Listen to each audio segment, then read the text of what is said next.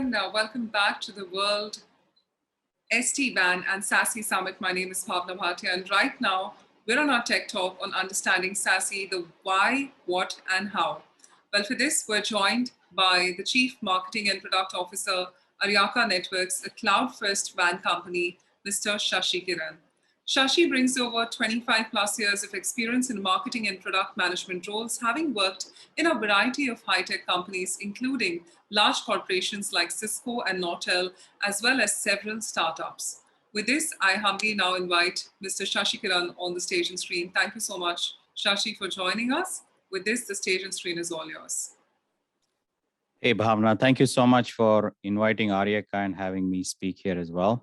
First of all, I really want to thank Vladik, who gave a phenomenal session, and he's a wonderful customer of ours, and we're really honored to have NVIDIA and previously Mellanox, and that journey with them has been fascinating. What I'm going to talk about is really the architectural transition that's happening in the industry today. And I will probably share a few slides to describe what we see as the reasons for this architectural shift, the move towards SASE, and how certain companies are evolving in that particular direction. Thank you for the introduction again. And Aryaka is a Cloud-First WAN company, as we'd like to describe it. And we look at enterprise customers worldwide, helping them manage their enterprise connectivity and security. And we're one of the few in the industry that have the technology, and we deliver it as a managed service. We're rated very highly with the likes of Gartner as being the highest vendor globally across all geographies, including in the Asia Pacific region. A bit about the session today. I want to get into aspects of the why first. Why is this whole trend happening? And then get into defining what SASE is, as I'm sure some of your other speakers also will touch upon. And then we'll get into how some companies are handling this architectural shift, including Aryaka. Most of you have seen this shift happen towards cloud environments over the last decade or so, and that shift has certainly accelerated. In some ways, the investments that were made into data center architectures in the previous decade, today with the applications moving into SaaS, the relevancy of the data center is actually a bit challenged. And I would also say that the data center is in some ways not the center of data for a lot of the enterprises. So this workload shift is certainly causing a bit of disruption, and there's a move towards increased agility. At the same time, we saw all of us encountered the pandemic over the last 18 months or so, and we're continuing to go through that particular calamity. And this has had an incredible shift on workplace environments with large swaths of employees having to work remote. And now we're seeing some of them coming back into work. But the side effect of this is the aspects of data center and centralized security and perimeter security have all changed very radically. And now we're looking at pervasive security to be wherever the user or application is. And those boundaries are being redrawn as a result of this workforce shift. The third major trend that we see is around expectations. We see a lot of the Gen Ys, Gen Zs coming into the workforce, and they're really used to services like Netflix on the consumer side, consumption-based approaches, instant gratification, usage-based apps on their mobile phone. And this is the expectation they're bringing into the workplace environment as well, causing traditional architectures to evolve to meet the expectation needs of this new workforce. So the net effect of all of these three shifts is that the traditional infrastructure models, particularly on the network and security side, are really ripe for change.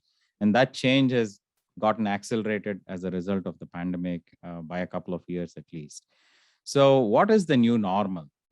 Today, the expectation is you should be able to access any application on any device or in any location. So I'm loosely calling it as the edge. The edge could be an endpoint, an office location, or anything in between.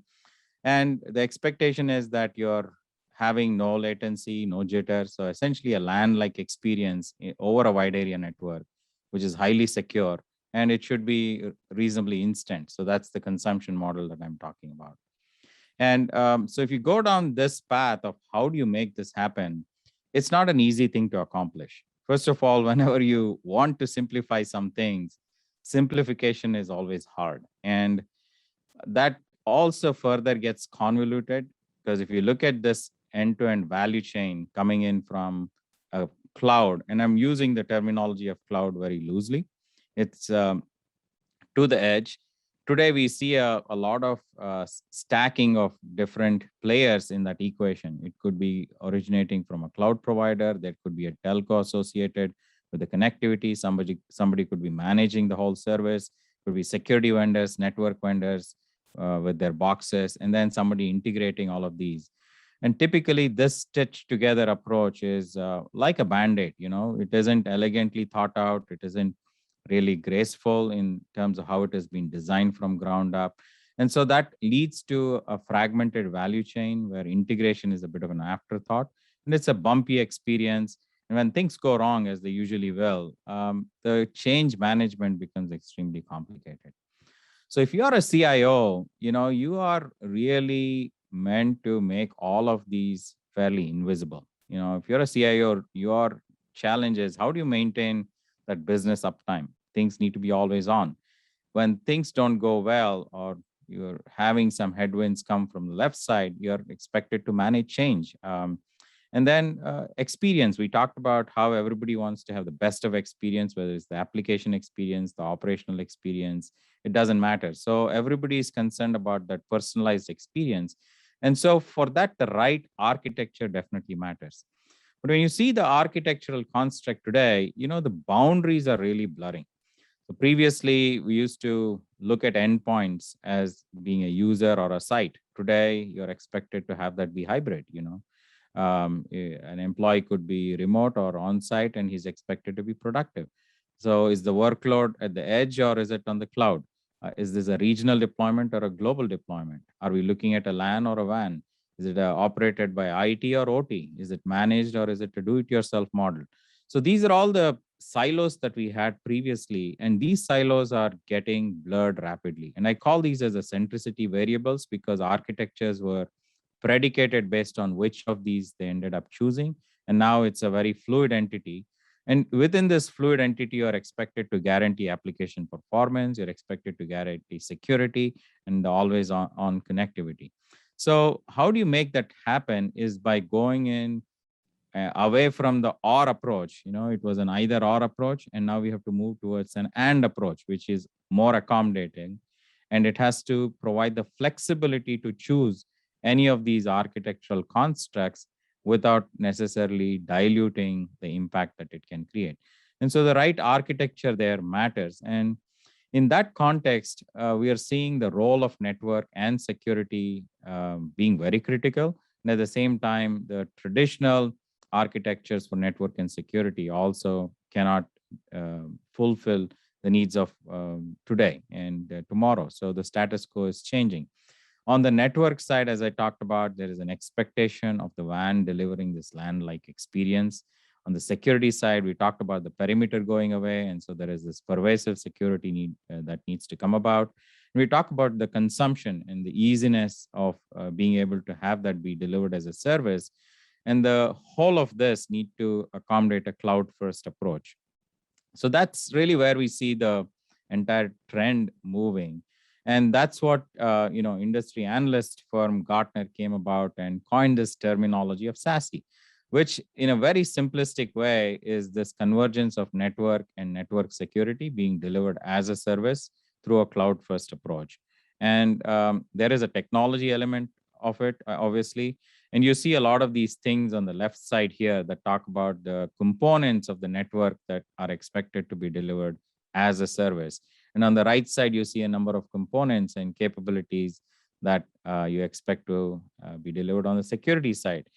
Now, the expectation is that these are coming in through not just a cloud-first approach, but a common policy-driven model. And as you can see, these are a variety of diverse capabilities that no single vendor in the industry today has in its entirety. There are some that are posturing, others that have certain set of capabilities, but this is not something that will happen overnight. It's not an on-off switch. And so this is where the journey comes about, where you are not just bringing and building these technology elements together, but you're making it easy to consume them and thereby shift the architectural model. The evolution for this, if you look at it, these are not new capabilities by themselves. It's how they're coming about together and converging is really what's new.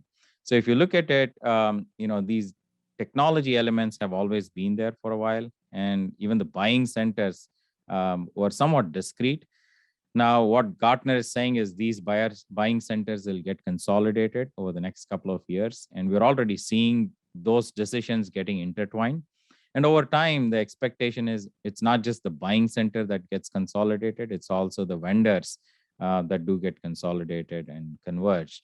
So the result of this is we see a lot of organic as well as inorganic evolutions happening in the industry with certain mergers and acquisitions, certain build outs that are getting accelerated, and everybody's trying to meet that particular end state, if you will.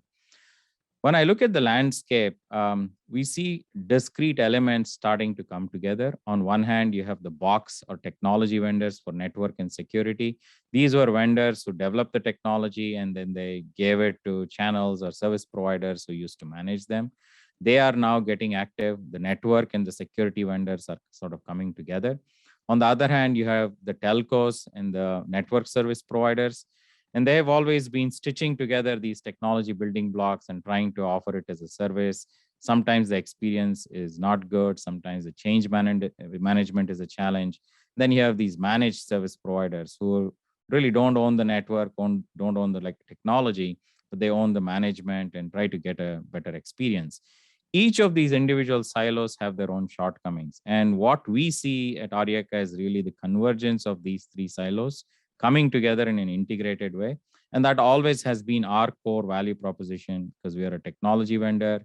We have a built out a global network and we deliver things as a managed service. And that's the trend we see going forward with SASE. So the goal here is to really integrate that value chain, taking ownership of that equation all the way from the cloud to the edge.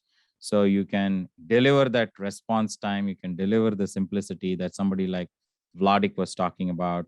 And we'll also have people coming in from Amiris for Aryaka customers. They will talk about the changes that they have seen as a result of such architectures.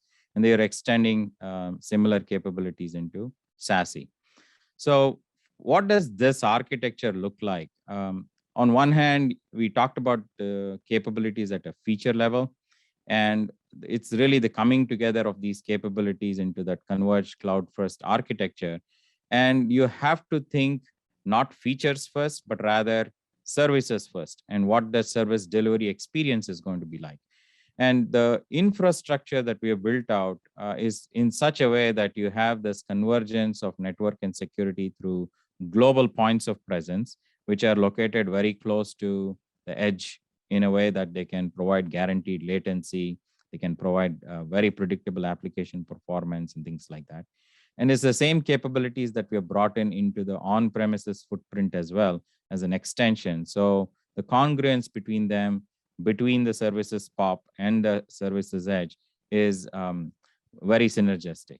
And so that allows us to go extend that on end-to-end basis, including into a multi-cloud environment. So the service fabric by itself is fairly intelligent, and you sort of extend that between a multi-cloud environment through the POPs and into the edge and make it consistent across users as well as sites. So that actually provides a lot of flexibility for CIOs. It keeps the predictability for application performance going. It keeps the business resiliency. And more importantly, it's in a position to deliver that end-to-end experience.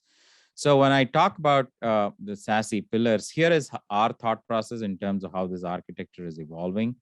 We look at it as a value chain, and the value chain comes from technology on-premises, technology in the cloud, network, security, but also more importantly, aspects of who's owning the planning and design, who's owning the day zero capabilities, who's owning the life cycle services of management, monitoring, troubleshooting, and things like that. So the the one architecture that actually brings all of these three elements together in the best possible way is the architecture that will lend itself to the kind of changes that CIOs are looking for. So on one hand, you're looking at a high performance Cloud-First WAN, which is essentially an evolution of the traditional SD-WAN to be delivered as a service. Second is around security, and we're talking about network security here, which is more pervasive and accommodating that flexible perimeter for users and apps. And third is it's about really hand-holding all of this with management that's not bolted on. Management shouldn't be an afterthought, and management should take ownership of that entire experience in a way that it meets the expectations of the new workforce that's coming on board, but also the new kind of applications that are resident in the cloud. So that's sort of how we're looking at the SD-WAN and SASE strategy evolving. And so if I were to wrap this session up, this is a journey that requires some preparation. And just as SD-WAN has been around for 10 years or so, and there's still a very high double-digit growth rate, people are still starting the journey with SD-WAN. We expect it to be a similar journey in the context of SASE, perhaps an even greater shift, because you're looking at both the network as well as the security architectures evolving. So this is something that CIOs, IT infrastructure teams on network and security need to prepare for. And you really need to understand what is your need, what's the timing in which you want to bring this about, and what kind of benefits do you want to expect at the end of the day. Second is around the models of consumption. Do you want to take a box, bring the solution yourself in a do-it-yourself approach, or do you want to consume a service? And what kind of flexibility do you want? What kind of changes do you anticipate? And thirdly, it's the question of managing the whole experience. Again, this is where you can focus on something that it's critical to your business and what you do as best, versus taking the management construct to somebody else. And the trade-offs here are really about evaluating which gives you more agility for your business transformation initiatives, which gives you better total cost of ownership, and where is the simplicity and convenience factor coming in. So I would encourage the audience to sort of prepare for this, educate themselves. There's a lot of educational material, understand, what is the business drivers that you want to change, and then see where do you want to intersect the SASE journey, and in what duration. We have actually polled almost 1,300 global enterprises to determine some of these trends, and we have put together a very nice report. We call this as the Global State of the WAN report, and it's available for download free on a website. And for some people who want this hardbound copy, would be happy to mail that to you as well. So please feel free to go ahead and download this asset and use it for your planning activities. And with that, I want to conclude this session and see if there are any questions that I could help answer. Over to you, Bhavna. Sure. Thank you so much, Shashi, for that incredible session. Well, with this, we'd really like to thank you for joining us.